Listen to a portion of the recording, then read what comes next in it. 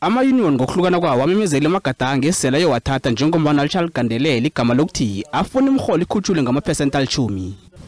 With the offer having been withdrawn, we have now gone back to our initial demand of 10% across the board on the cost of living adjustment, and we also invoked the SABC dispute resolution mechanism. Urhulumende ukhupha istatement esiveza ukukhuphula imrholo ngamaphesenti amathathu kwaphela ukuphungula ukungasabi nethemba emnothweni wenarha ngaphambi kobana kwethula isabelo semali saphakathi komnyaka ngelesithathu.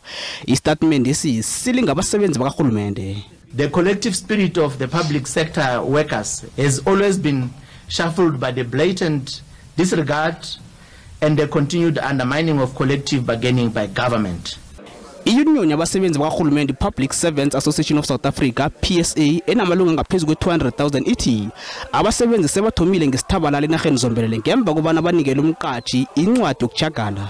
The employer has on 19 October 2022 approached the PSABC with intention to indicate their plan to have the 3% and a cash gratuity of R1,000 implemented without the unions.